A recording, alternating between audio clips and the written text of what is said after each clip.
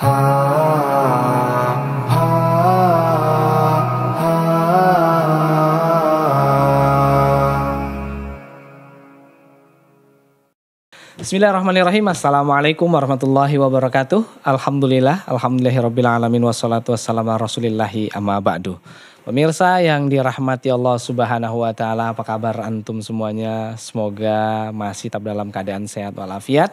Amin ya rabbal alamin. Dan hari ini kembali kita di Muslim Inspiratif, dan di kesempatan kali ini kita akan ngobrol berkaitan dengan permasalahan yang mungkin banyak kita temui di sekitaran kita. Bersama narasumber kita spesial hari ini ada Pak Nasrullah, atau lebih akrab disapa dengan Bung Inas. Assalamualaikum Bung Inas. Masyaallah. Waalaikumsalam warahmatullahi. Iya, sehat nih ya? Alhamdulillah sehat. Alhamdulillah. Bung Inas, hari ini kita mau ngobrol-ngobrol ini berkaitan dengan masalah narkoba nih. Kayak kok cerita narkoba itu hampir di seluruh daerah itu terdapat kasus yang namanya pecandu narkoba atau hal-hal berkaitan dengan narkoba lah. Apalagi hidup di zaman sekarang ini kayaknya narkoba itu udah kayak hama tapi yang dipelihara. Nggak hilang-hilang gitu deh. Tapi ya makanya minimal kita mulai dari diri kita dan keluarga kita dulu untuk mencegahnya. Makanya hari ini kita mau ngobrol sama Bung Inas nih berkaitan dengan tema kita hari ini. Oke. Namun sebelum kita cerita lebih jauh, kita pengen kenalan juga nih ya sama Bung Inas. Kira-kira bagaimana latar belakang dari Bung Inas ini. Oke, Bung Inas, mungkin bisa diperkenalkan. Ya, kalau diceritakan sedikit tentang biografi saya, tidak ada hal yang luar biasa lah, biasa-biasa saja. Tapi namanya orang yang pernah dan ingin bercita-cita meraih masa depan, ya tentu sama seperti banyak orang. Pernah kuliah di Fakultas Tarbiyah, jurusan pendidikan agama, Islam di Medan. Di IAIN Medan. Dulu namanya masih IAIN, sekarang sudah berganti UIN namanya. Kemudian setelah menamatkan itu, ya mencobalah untuk menambah pengalaman di dunia akademisi lain. Kuliahlah juga mengambil sosiologi, antropologi. Kemudian sempat beraktivitas di masyarakat. Rupanya hasad kepingin belajar itu mesti kuat dalam hati. Belajar lagi kuliah hukum pasca sarjana, dan teruslah memperdalam karena berkaitan dengan kegiatan hari-hari yang berkaitan dengan hukum. Itulah sejarah singkat yang tidak ada yang luar biasa lah bagi saya, tapi itu keinginan masa depan. Tapi kalau dilihat dari dunia pendidikannya nih ya, status pendidikannya, nah sekarang jadi ketua yayasan rehabilitasi narkoba Rumah Umi. Rumah Umi. Ya. Rehabilitasi narkoba, tapi ceritanya tadi tarbiyah. Iya. Hukum. Kalau hukum nih seharusnya sekarang ini kalau nggak jadi hakim mungkin jadi pengacara kan. Iya, betul. Ini jadi ketua yayasan rehabilitasi. Ini jalannya gimana ini? Awal ceritanya gimana ini, Bung? Ya, terkesan tidak linear dia begitu ya. Jadi ada sebetulnya panggilan hati yang paling dalam ya. Karena memang kita melihat bersama teman-teman ini jumlah tingkat penggunaan narkotika atau penyalahgunaan narkotika di Sumatera Utara ini kok semakin hari semakin bombastis angkanya. Semakin meningkat, dan itu banyak di kalangan kaula muda. Rentang 15 tahun sampai 64 tahun kalau dari hasil penelitian kan. Kita melihat ini ada apa sebetulnya.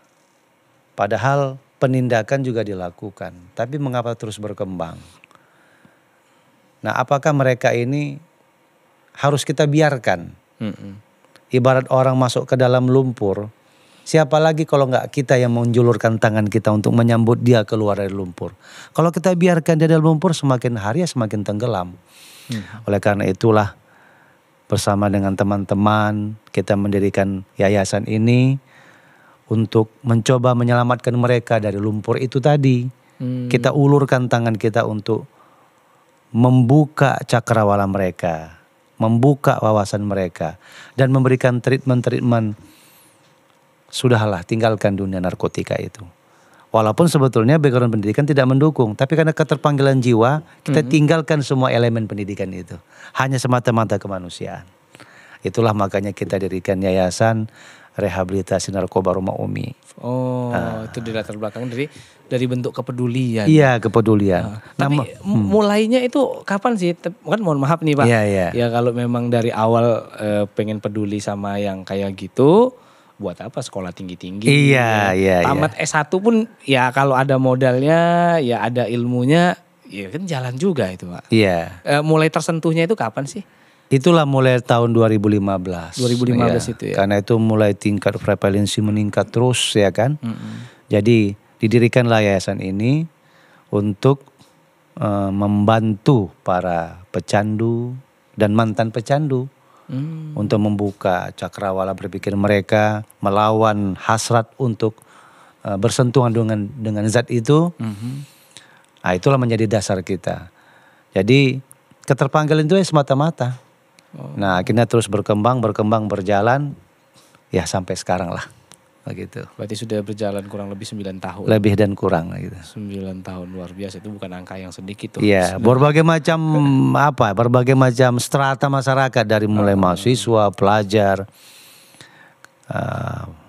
pegawai, berbagai macam-macam lah. Masya Allah. Oke, tadi Bapak melihat katanya diawali dari kondisi lingkungan kita terkhusus di Sumatera Utara itu yang katanya makin hari makin meningkat. Iya, betul. Emang presentasinya sekarang ini bagaimana sih pengguna narkoba ya yang ada di Sumatera Utara sih Pak? Inilah yang sesuatu prestasi yang tidak membanggakan. Biasanya kan prestasi itu kan membanggakan kan. Ini satu prestasi yang tidak membanggakan, bahkan memalukan. Karena Sumatera Utara ini berada dalam posisi klasemen tertinggi tingkat penyalahgunaan narkotika di seluruh Indonesia. Ya, bayangkan itu dari hasil tidak hanya survei tapi riset. Kalau survei mungkin belum begitu dalam metodologinya, tapi ini sudah riset yang dilakukan juga drug report dari BNN RI tahun 2023 terakhir itu. Sumatera Utara memang tingkat pertama tertinggi dan kondisi daerah terawan. Nah, kalau untuk skala nasional sudah menembus di angka hampir 4 juta, 3,3 juta. Wow. Ini yang terdeteksi. Berarti ada ya indikasi. Bisa jadi lebih banyak lagi yang belum terdeteksi, yang belum ditangkap atau yang belum dilaporkan oleh keluarganya atau yang belum direhabilitasi. Bisa jadi karena pengguna narkotika ini lebih banyak action silent. Sembunyi-sembunyi, gerakan diam. Nah, inilah jadi sangat miris bagi kita. Inilah prestasi yang tidak membanggakan.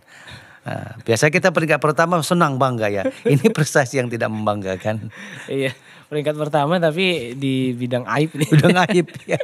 Jadi bukan hal yang membanggakan ya. Iya. Masya Allah. Tapi memang ini sejak tahun kapan kita peringkat pertama ini Pak? Kalau survei terakhir itu sejak 2019-2020 itu. Wow, berarti sekitar 4 tahunan sih. Iya. Tetap posisi bertahan. Kita tahu bahwa stakeholder kita tetap berusaha untuk bagaimana menurunkan angka ini, terutama pemerintah kita. Disinilah perlu kajian bersama, karena mengatasi persoalan ini tidak harus semata-mata by accident atau by action, harus ada by riset. Ini yang lemah di by riset. By accident sama by action itu penting, penindakan dari satu kegiatan. Tapi kita harus betul-betul melakukan by riset. Di mana persoalan mendasarnya? Karena dengan kita riset ini, kita tahu di mana masalahnya, rumusan masalahnya dapat. Bagaimana cara mengatasinya dengan metodologi. Nah, inilah harapan kita. Jadi sebetulnya saya pernah melakukan riset ini. Ada riset saya bahwa karena selama ini kan penanganan penyalahgunaan narkotika ini kan ada 2 unsur yang menangani. Satu unsur medis, yang kedua unsur hukum. Unsur medis itulah tim dokter, tim psikolog, ya kan, para konselor kan. Kemudian juga ada tim unsur hukum, kejaksaan, kepolisian, kehakiman. 2 unsur inilah yang dimasukkan dalam aktiviti restoratif justice terhadap penyalahgunaan narkotika. Tetapi hasil penelitian saya melihat bahwa kenapa kok terus bertambah, padahal sudah ada dokter di situ melakukan analisis, asesmen, ada psikolog juga di situ, ada konselor, dan penegak hukum juga sudah melakukan upaya penindakan hukum dan penegakan hukum. Saya menemukan hasil penelitian perlu asesmen antropolog dan sosiolog hukum. Karena kalau di luar negeri itu sebelum kebijakan itu lahir, mereka riset melibatkan antropolog dan sosiolog. Kebetulan saya seorang antropolog dan sosiolog juga. Nah, sebab persoalan narkotika ini tidak hanya persoalan hukum ansih, tidak hanya persoalan healthy ansih, kesehatan, tetapi juga persoalan perilaku, gaya hidup, lifestyle. Orang sekarang nggak pakai narkoba nggak gaul loh, katanya begitu. Padahal justru narkoba itu yang membuat dia hancur pergaulan. Orang mengatakan, wah saya pakai narkoba karena saya sibuk kegiatan syuting ini, saya butuh suplemen. Faktanya tidak, banyak juga artis-artis yang katanya pakai narkoba biar makin fit, rumah tangganya hancur, berantakan, kehidupannya pun berserak. Itulah menyangkut masalah lifestyle. Ada juga pola pikir. Maka saya mengatakan di tim asesmen itu saatnya harus disertakan antropolog dan sosiolog. Karena kajian antropolog dan sosiolog ini luas. Ya mudah-mudahan dalam kita ini, perbincangan kita ini bisa didengar ya. Karena ini by riset bukan by asumsi. Nah itulah kira-kira. Masya Allah. Tapi dari penjelasan Bapak artinya memang pasien-pasien narkoba itu semua kalangan gitu ya? Ya. Narkoba ini tidak mengenal jenis kelamin, tidak mengenal stratifikasi sosial, tidak mengenal pekerjaan, tidak mengenal ras. Yang dia kenal, siapa yang suka berteman dengan saya, dialah kenalan saya. Tapi kan kalau kita dulu pernah belajar nih Pak ya, mungkin ilmu saya entah baru sampai situ entah bagaimana, narkoba ini kan banyak jenisnya nih Pak. Sangat. Ya dari mungkin yang terkecil, mohon maaf, rokok, ada juga yang mengatakan sabu-sabu dan lain sebagainya. Tapi di antara jenis narkoba yang paling berbahaya itu sebenarnya yang mana sih Pak? Wah kalau cerita berbahaya, banyak yang berbahaya. Ya salah satunya seperti morfin itu berbahaya. Putau juga sangat berbahaya. Dan sekarang jenisnya cukup banyak. Yang saya sendiri pun sudah mulai banyak gak kenal. Saya handphone juga ini narkoba ini. Update terus terbaru. Update terus ya. Varian baru terus. Varian baru muncul terus. Jadi kita juga bingung. Luar biasa ini. Jadi paling banyak pasien kita itu pecandu yang mana itu Pak? Memang kebanyakan dari kalangan pelajar dan mahasiswa. Kebanyakan. Karena mereka tuh kayak yang paling gampang dan rentan. Kalau sudah bekerja itu kan mereka lebih sedikit rasional ya. Tapi kebanyakan rentang usia 15 tahun sampai 30-40 tahun lah. Nah, itu kan usia-usia masih kuat produktifnya. Masih pelajar, mahasiswa dan kalaupun bekerja yang masih 30 tahun ke atasan gitulah. Dan kalau sudah di usia di atas 50 tahun memang angkanya sedikit. Itu sesuai juga dengan hasil penelitian BNN pusat pada tahun 2023 kemarin. Kebanyakan rentang 15 sampai 64 tahun usianya. Dia usianya. Dan jenis narkoba mereka yang gunakan berbeda-beda atau? Berbeda-beda, tapi kebanyakan di Indonesia ini banyak jenis sabu lah. Sabu, inek, ganja, kebanyakan itu. Dan di situ apakah orang yang kecanduan itu bisa diobati nih pertanyaannya Pak? Jadi narkotika ini dia bukan hanya penyakit medis semata. Karena ada penyakit medis yang menyertai dia. Jadi ada yang mengatakan ini bukan penyakit medis. Kalau menurut saya medis juga karena ditangani dokter kan. Iya. Tetapi juga di dalamnya yang paling substansi adalah penyakit perilaku. Kejiwaan. Nah, kejiwaan. Jadi kalau orang sudah penyakit perilaku atau kejiwaan, pola pikir, pola pandang, pola perilaku. Ini penyakit yang potensi kambuhnya tinggi. Berbeda dengan penyakit medis. Penyakit medis itu bisa kambuh, tetapi potensi kambuhnya tidak serentan potensi penyakit kekambuhan kejiwaan. Nah, jadi penyakit malas ini kan penyakit kejiwaan ini. Iya kan? Iya malas ya. Malas itu kan penyakit kejiwaan itu sebetulnya. Tapi dia tingkat dasar yang rendah. Iya. Nah, atau misalnya kayak orang gampang marah. Itu kan penyakit kejiwaan. Cepat tersinggung. Itu persoalan kejiwaan. Dan dia bisa fluktuatif. Naik turun kan gitu. Dan sulit mendeteksinya. Bakal dia happy selalu kan tidak. Bakal dia tidak pernah tersinggung. Sulit. Karena melihat kondisional. Begitu pula dengan penggunaan narkotika ini. Jadi dia penanganannya memang sepanjang waktu. Oh gitu Pak. Artinya bisa diobati tapi dengan penanganan khusus.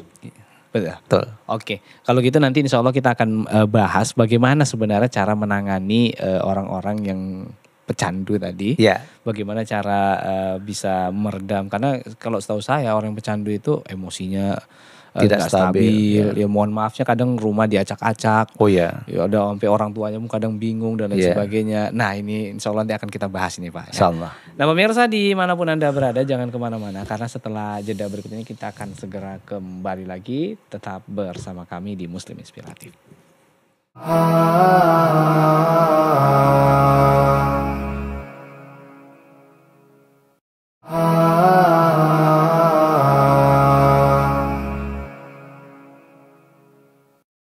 Ya alhamdulillah pemirsa kita kembali lagi di kesempatan kali ini masih di Muslim Inspiratif dan masih bareng Bung Inas. Kita masih membahas berkaitan dengan narkoba ya.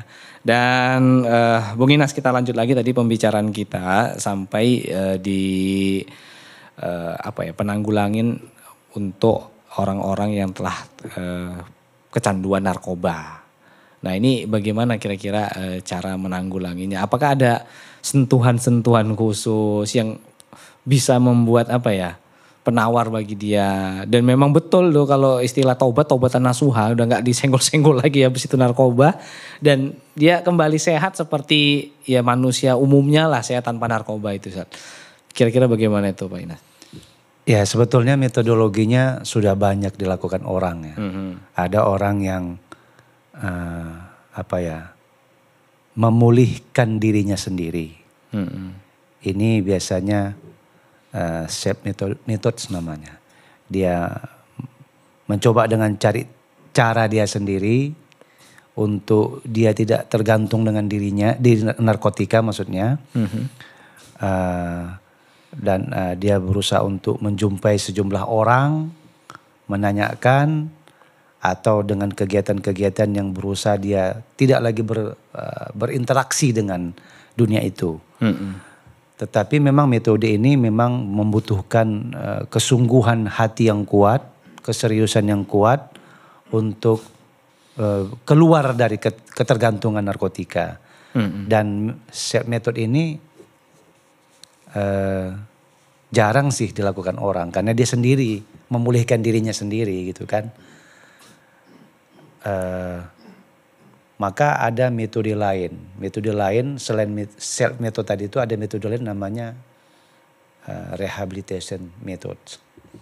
Dengan melakukan satu rehabilitasi yang dilakukan oleh orang lain bukan dirinya, tetapi untuk kepentingan dirinya. Maka berdirilah lembaga-lembaga rehabilitasi narkotika yang menawarkan layanan-layanan untuk bisa seseorang itu mempertahankan dirinya untuk tidak relapse, maksudnya tidak lagi jatuh ke dalam dunia yang sama menggunakan narkotika. Nah, ini juga tidak mudah. Juga tidak mudah meskipun itu tidaklah sesulit tadi orang yang melakukan self method tadi. Merehab dirinya sendiri dengan cara dia. Nah, kalau dengan rehabilitasi tadi ini tentu mengikuti pola yang telah ada aturannya yang dilakukan oleh lembaga-lembaga rehabilitasi.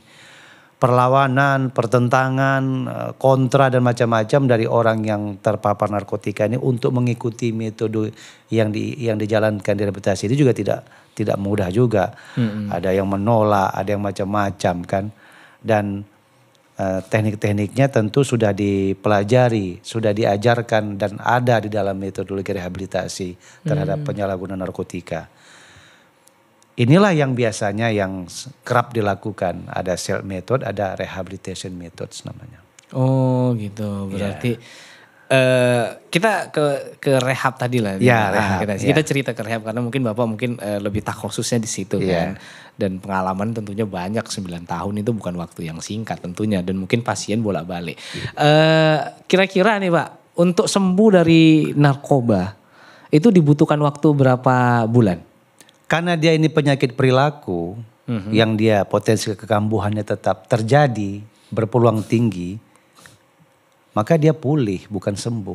Pulih ya? Iya. Kalau pulih ini kan potensi kerawanan untuk jatuh lagi tetap ada. Sama dengan begini, saya kasih ilustrasi ya. Ada orang terkena penyakit asam urat. Lalu dia berobat ke dokter. Dan dokter itu memang ahli untuk mengatasi penyakit asam urat. Sang dokter pasti akan memberikan asesmen, rambu-rambu, arahan-arahan, nasihat-nasihat atau apapun itu dalam rangka si pasien tadi itu terselamatkan dari kekambuhan asam urat. Lalu salah satu treatmentnya juga kasih obat. Bapak ibu ini saya kasih obat, resep, nanti obatnya dimakan supaya asam urat ibu bapak normal kembali. Nah di samping obat, rambu-rambunya tidak boleh begini, tidak boleh makan ini kan gitu kan, macam-macam. Yang boleh ini disentuh, yang ini boleh dikonsumsi. Dokter memberikan rambu-rambu. Kalau si pasien tadi tidak mengikuti rambu-rambu itu tadi, sehebat apapun dokternya, ya nggak ada juga gunanya. Jangankan tamatan luar negeri dokternya, tamatan luar angkasa pun ya nggak ada gunanya. Nggak ada guna juga, karena itu persoalan perilaku, lifestyle. Jadi orang yang udah terbiasa, aduh macam mana ya, rasanya nggak bisa aku menghindari makan ini. Enak kali rasaku dan ini makanan favoritku. Sementara rambu tadi itu sudah diingatkan, itu jangan disentuh, itu jangan dicicipi. Tapi karena dia merasa itu bagian daripada kenikmatan dia yang dia sukai, dia tabrak juga. Jadi ini menyangkut perilaku, pola pikir. Oleh karena itulah kita hanya bisa menstandarisasikan perilaku. Bukan menetapkan bahwa seseorang itu bakal tidak lagi menggunakan. Itu tidak ada satu jaminan. Makanya yang menjamin seseorang itu dia bakal tidak kembali menggunakan narkotika atau tidak menggunakan narkotika adalah dirinya sendiri. Jadi rehabilitasi itu memberikan rambu-rambu, memberikan kisi-kisi, memberikan treatment-treatment. Ketika kau menghadapi situasi kejiwaan seperti ini, yang harus kau lakukan adalah ini. Ketika ada satu keinginanmu untuk menikmati barang yang lama itu, maka inilah treatmentnya. Rambu-rambu dia. Oh sudah ada arahannya semua. Ada arah-arahannya. Jadi kepastian yang dilakukan itu sifatnya dia bukan absolutely. Itulah makanya banyak orang kadang-kadang kurang pemahaman. Nggak ada juga guna direhabilitasi. Buktinya ada si Anu berkali-kali direhabilitasi, kambuh juga. Karena yang bersangkutan tidak menjaga dan tidak memegang rambu-rambu yang sudah yang diberikan. Selama ini remnya belum. Seperti kita bawa kendaraan mobil ini kan. Kalau kita tidak punya ilmu tentang berkendara, ketika kita bawa mobil, remnya blong. Kalau kita tidak punya ilmu, apa yang terjadi? Panik. Akhirnya jalan satu-satunya nabrak aja apa yang bisa ditabrak. Atau serendah-rendah ilmu, arahkan setir, masukkan ke paret. Atau nabrak pohon daripada nabrak orang lain. Celaka juga kan. Tetapi kalau kita sudah mendapatkan rambu-rambunya, ketika Anda berkendara, saat itu terjadi satu situasi genting yang Anda sulit menghindarinya. Apa itu? Remnya blong. Apa yang harus kita lakukan? Triknya, kalau mobilnya pakai close, mainkan close-nya. Pijak, lepas. Pijak, lepas. Otomatis kecepatan itu akan sedikit-sedikit berkurang. Kan kira-kira gitu. Atau misalnya posnelingnya diturunkan, jangan langsung ke gigi atau transmisi yang terendah, tapi bertahap-tahap sehingga kecepatan itu semakin berturun. Itu kan perlu ilmu. Kira-kira seperti itu. Tapi kalau orang tidak punya ilmu, udah dia nggak tahu, tabrak saja. Jadi rehabilitasi itu memberikan treatment ilmu itu. Ini ilustrasi yang saya jelaskan agar masyarakat paham bahwa sebetulnya yang dilakukan rehabilitasi itu dia memberikan rambu-rambu. Dokter juga begitu, mengobati pasiennya yang mengalami penyakit apapun, diberikannya rambu-rambu. Di samping ini obatnya, rambu-rambunya tetap dia kasih. Berarti memang tergantung individunya juga. Kembali semua keputusan itu ada pada diri kita, apapun itu. Keputusan menentukan masa depan, keputusan apapun itu, hakim tertinggi itu diri kita. Iya, karena saya pernah lihat itu, saya pernah berkunjung di salah satu tempat rehabilitasi. Iya. Saya sudah 3 kali katanya. Iya, masih sedikit. Ada 14 kali. Wow. Saya pernah nangani 14 kali. Saya bilang, targetmu berapa kali? 20 kali. Oke, jadi Pak, ini pengalaman Bung Inas sendiri selama menangani rehab narkoba itu, biasanya kalau dari awal masuk sampai dia bisa dikira-kira, bisa dilepas nih, sudah bisa mandiri nih, bisa ngobati diri sendiri nih. Itu sampai berapa bulan? Kalau kita 4-6 bulan, itu treatment dasar. Ya. Di tempat lain ada yang 3 bulan, bahkan ada yang 1 tahun. Tapi itu merupakan treatment dasar. Tidak mesti dan tidak serta-merta orang yang telah menjalankan program sekian bulan itu kemudian dia kembali ke keluarganya, beraktivitas dengan masyarakat seperti biasa, kita anggap bahwa dia ini sudah clear. Atau bakal enggak kambuh lagi. Enggak kambuh lagi. Enggak bisa. Nah, jadi tetap membutuhkan satu treatment juga, pengawasan di pasca rehabilitasinya setelah dia menjalani rehab. Disinilah gunanya perlunya satu sinkronisasi, kerjasama yang baik antara pelaksana atau pengelola rehabilitasi dengan keluarga. Keluarga jangan menyerahkan sepenuhnya. Gini gimana? Ini sudah kami rehab kok gini lagi anak saya. Dia menganggap bahwa semuanya udah diserahkan semua sama pelaku rehab, pelaksana rehab. Tapi setelah dikembalikan ke masyarakatnya, keluarganya melakukan upaya controlling. Tidak melakukan upaya directing. Dia lepas aja ya sama aja. Sama itu yang saya katakan dari ilustrasi tadi. Keluarganya juga tidak mengingatkan, Pak. Ingat kata dokter, jangan lagi makan jeroan ayam. Nanti kambuh lagi. Nanti kambuh lagi penyakit Bapak. Tapi si anak tadi tidak mengingatkan atau si istri tidak mengingatkan atau Bapak tidak mengingatkan. Tapi yang orang yang sakit tadi sikit aja. Kepingin sikit aja. Ya sama tadi. Sekali kok. Kan udah lama, pokoknya aku gak candu lagi lah. Sekali-sekali kok. Yang sekali-sekali itu berarti kan gak sekali. Sekali. 2 kali dah. Sudah 2 kali. Tambah lagi, sekali lagi kan gitu ya. Karena kalau make itu sekali-sekali dia. Sekali-sekali. Besok sekali lagi. Sekali lagi. Ya. Karena make itu tidak mungkin 3 kali. Tetap sekali. Besok sekali lagi. Gitu deh. Iya, berarti artinya tergantung kepada individu masing-masing. Iya. Tapi memang kan kalau kita pihak keluarga tentunya kita menginginkan anak kita tuh sehat. Pasti. Misalkan kita taruh di tempat rehab tadi, Iya. ya pasti kan mengeluarkan biaya dan biayanya pun ya bukannya sedikit lah. Iya, ya. iya. Orang berpikir bahwasanya anak saya rehab itu pasti sembuh. Iya. Sehat, pulang dia udah normal lagi, udah nggak Iya. mau lagi nengok narkoba kayak melihat, mohon maaf nih, kayak kotoran ayam tuh, Iya. udah nggak mau lagi gitu Iya. kan. Tapi kan ternyata kan realitanya ya nggak semuanya gitu. Iya. Ya. Berarti peran dari keluarga itu penting juga dong, Pak? Sangat. Karena semua instrumen kehidupan itu ada di keluarga. Ini yang tidak kita pahami. Apapun instrumen yang mau kita kejar berawal dari keluarga, prosesnya juga nanti ada ikut keluarga beserta dengan orang lain, dan semua perencanaan ada pada keluarga. Jadi keluarga inilah merupakan institusi pendidikan yang sangat terdepan di tengah dan di belakang.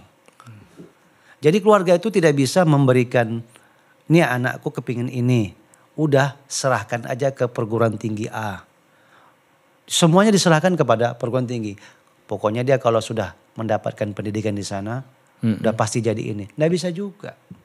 Jadi peran keluarga itu hulu, proses, hilir. Semua dia ikutnya. Iya.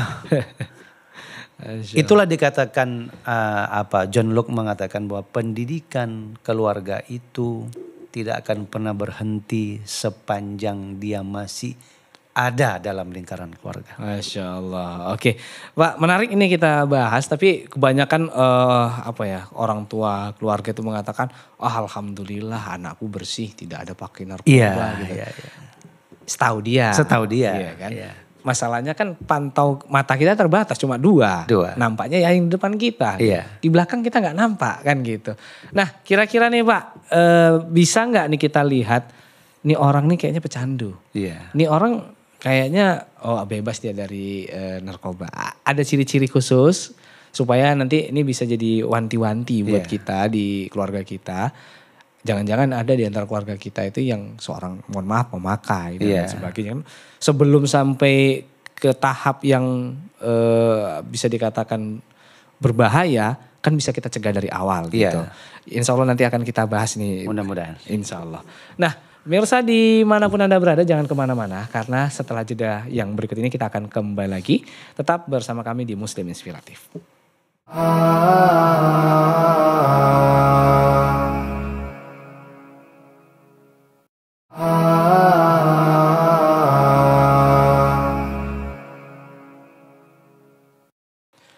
Ya alhamdulillah pemirsa, kita kembali lagi masih di Muslim Inspiratif. Di kesempatan kali ini masih bersama Bung Inas. Kita masih membahas berkaitan dengan narkoba. Oke Bung, kita lanjut lagi nih. Tadi pembahasan kita sampai di, bisa nggak dilihat itu orang yang pakai narkoba ciri-cirinya? Mungkin dari ciri fisik, perlakuan, atau mungkin ada ciri yang lebih mencolok yang kita bisa ponis ini kayaknya pemakai nih kawan ini gitu. Kira-kira gimana nih Bung? Ya memang sih ada pendekatan ya, mendeteksi seseorang itu terindikasi menggunakan narkotika. Karena ini persoalan perilaku, tentu kita mengamati, mengobservasinya dengan perilaku dia juga. Misalnya selama ini dia orangnya rajin bekerja, kok tiba-tiba malas bekerja. Atau misalnya selama ini dia suka bersih-bersih, ini kok sekarang kok sudah mulai kotor. Mandi pun malas. Itu indikasi, tidak kita bisa katakan itu positif, tidak. Ini kan pendekatan ciri-ciri. Kemudian berarti bohong tuh katanya orang pakai narkoba itu supaya lebih semangat, supaya lebih apa gitu. Ini buktinya tadi. Kalaupun ada orang yang lebih semangat, itu nilainya jumlahnya nggak banyak. Ada 1-2 aja. 1-2. Ada yang buat dia semangat. Tapi kebanyakan membuat volume kerja itu menurun. Kemudian daya nalar itu menurun. Daya menyimpan pikiran itu semakin melemah. Kalau memang itu bisa meningkatkan semangat kerja, buat daya nalar makin hebat. Saya kalau pakai narkoba kalau makin cerdas, makin ini. Kita pakai narkoba aja kan biar cerdas kan. Gak perlu belajar kan. Nah, itulah cara-cara mereka untuk meyakinkan yang belum kena atau yang baru coba-coba untuk pakai ini biar kau semakin semangat, biar makin ini makin itu sugesti yang tidak mendidik itu sebetulnya. Apa marketingnya aja? Marketingnya itu ya supaya barang itu bisa banyak dibeli ya kan. Itu indikasi-indikasi yang kita deteksi. Kemudian udah suka mulai bohong-bohong, ngelesnya udah mulai tinggi ya kan. Mencari narasi-narasi yang buat orang yakin padahal itu yang dibuat-buat. Mana inimu? Yang jatuh lah katanya, mana kendaraanmu yang dicuri orang lah katanya, macam-macam, mana handphonemu yang tinggal lah katanya. Jadi itu narasi-narasi yang dia buat sendiri untuk meyakinkan orang lain bahwa pembenaran-pembenaran itu dia buat agar orang percaya. Dan itu dia lakukan berulang-ulang. Kalau sekali saja mungkin dia bisa takut, khawatir atau dimarahi. Tapi kalau dia lakukan berulang-ulang ini satu indikasi. Jadi sebetulnya penggunaan narkotika itu berdampak kepada perubahan perilaku yang berulang-ulang jadi habit ya. Jadi habit. Itulah yang berbahayanya. Kalau dia sekali saja itu tidak bisa dijadikan satu indikasi. Tapi kalau sudah berulang-ulang akhir-akhir ini sudah mulai malas. Emosi semakin tidak stabil, temperamental tinggi. Rasa tanggung jawab kepada keluarga udah gak ada lagi. Kalau dia sebagai seorang kepala keluarga. Suka berperilaku kasar misalnya. Yang tadinya gak begitu. Kemudian merasa ego sendiri. Itu indikasi-indikasi. Tetapi untuk membuktikan dia valid atau tidak validnya. Ya bisa harus digunakan dengan tes urin. Atau tes darah atau tes rambut misalnya. Itu untuk memvalidkan. Tapi kalau melihat perilaku-perilaku pendeteksian awal namanya. Jadi dalam kesempatan kali ini bagi pendengar Salam TV ini. Cobalah menggunakan pendeteksian awal ini. Amati dulu. Ada gak perubahan-perubahan perilaku yang jauh dari kebiasaan dia. Mudah tersinggung. Kebiasaan keluyuran malam. Kalau kerja lain cerita ada aktivitinya. Ini nggak jelas ya kan. Malam sih malam pula dia. Dia robahnya siang jadi malam, malam jadi siang. Udah kayak kalong dia. Sudah kayak kalong. Jadi kalau sudah dia merubah siang jadi malam, malam jadi siang, maka yang berpikir kepalanya, yang jalan kakinya. Terbalik jadi.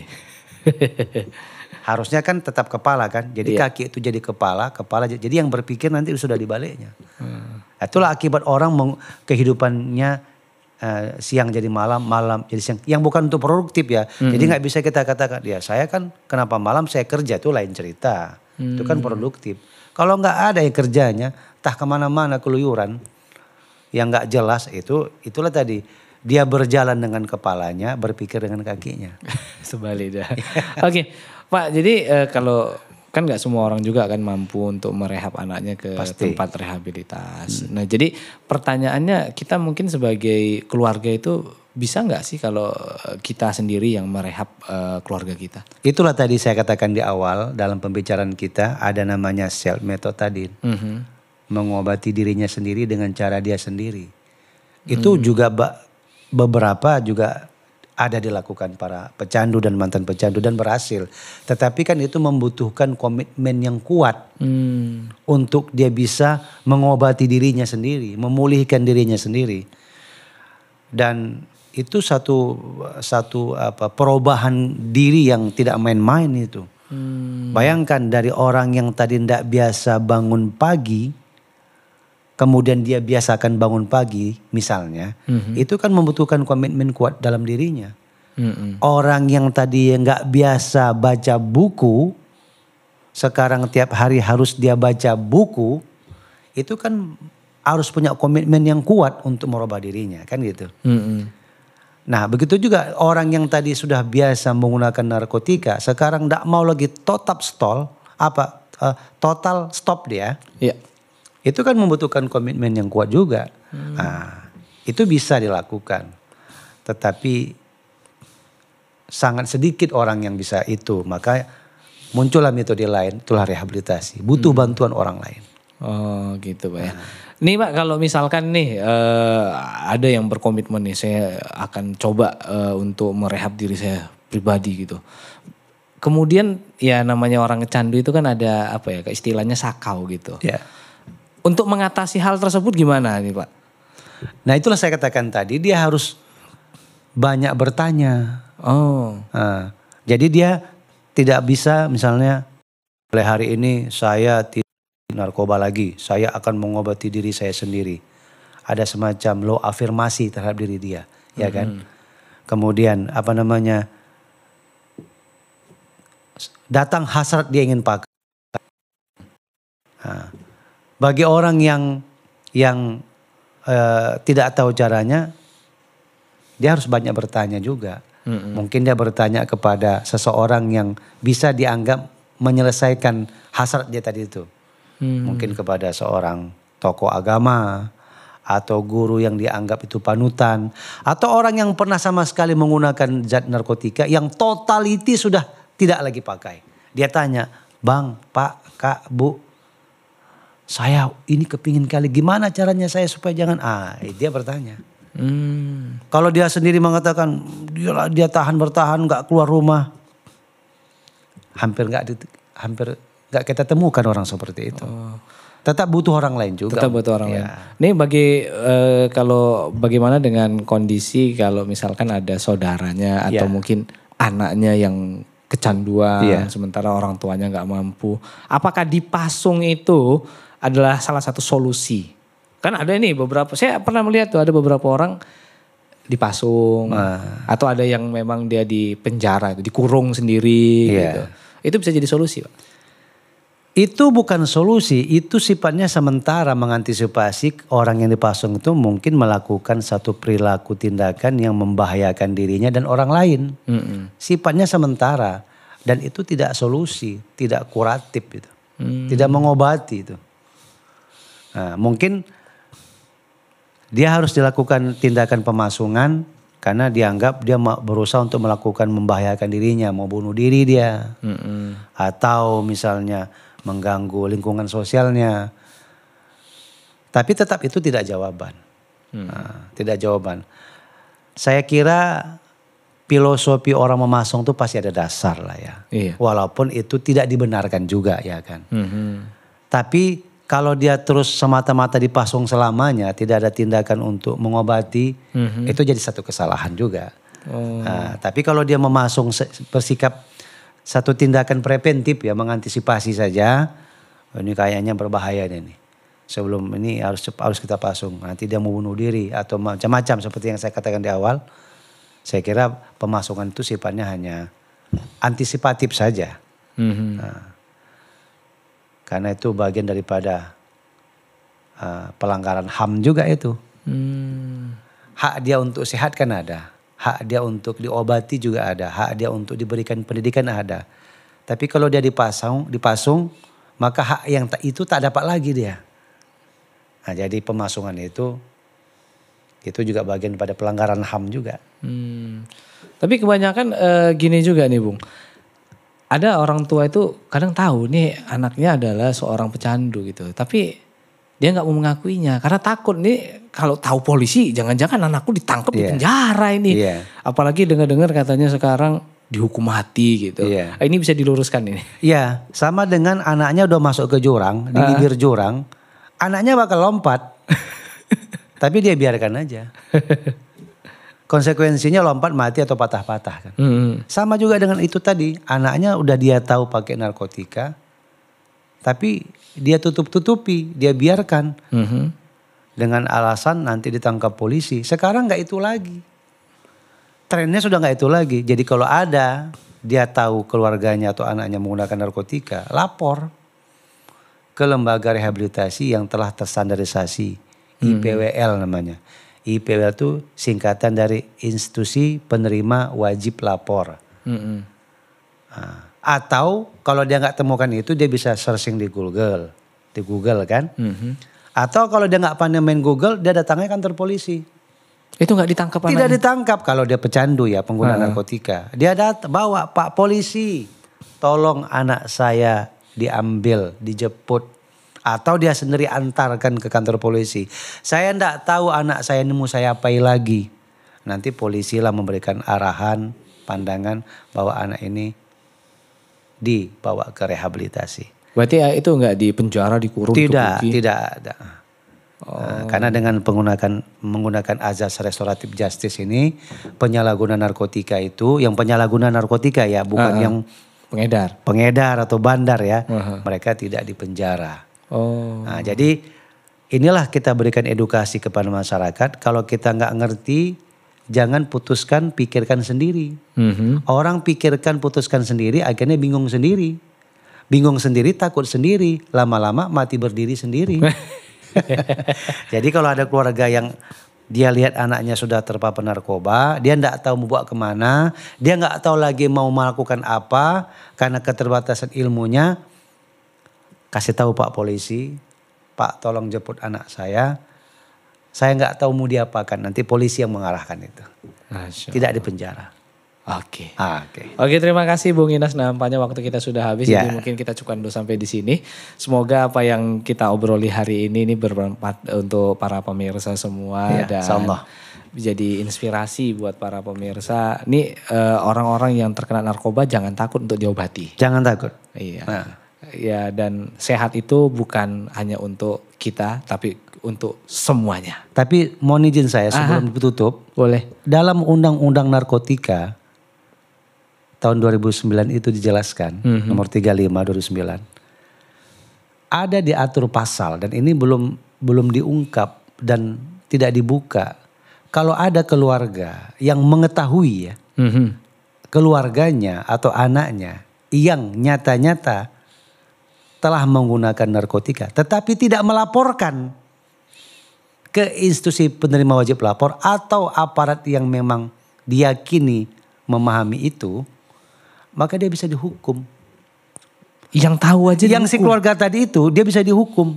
1 bulan. Waduh. Hukumannya bukan tanggung, hukuman penjara.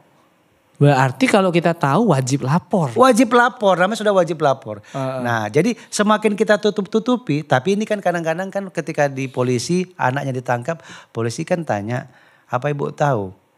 Biasanya saya enggak tahu. Karena kalau tahu ada dasar polisi, ibu bakal saya tangkap. Tapi kan itu tidak sampai ke sana. Nah, sebetulnya regulasinya sudah ada. Nah, ini bisa kalau memang kita serius mau menegakkan hukum, gunakan pasal ini supaya orang tua yang anaknya terkena narkoba ikut ramai-ramai melaporkan. Nah, tapi kendala lagi. Apa kendalanya? Kalau sudah dilaporkan maka bertambahlah angka prevalensi pengguna narkotika. Kemana mau ditaruhkan biayanya jadi masalah lagi ya kan. Akhirnya pelaku rehabilitasi ini bingung. Ini gimana nih biayanya ini? Makin bertambah ini. Polisi pun bingung juga. Enggak mungkin pula semuanya kami tampung di sel kami kan gitu. Nah, jadi akhirnya pasal ini dirondok-rondokkan dulu lah. Biar gak penuh kali. Biar gak penuh kali. Oke Pak, terima kasih atas ilmu yang telah disampaikan dan pengalaman yang luar biasa ini. Semoga ini jadi tambahan ilmu pengetahuan bagi kita semua dan jadi pengingat bagi kita bahwasannya hati-hati, narkoba sudah banyak ada di sekeliling kita. Jaga diri kita dan keluarga kita dari bahaya narkoba. Masya Allah. Terima kasih Pak sekali lagi saya ucapkan.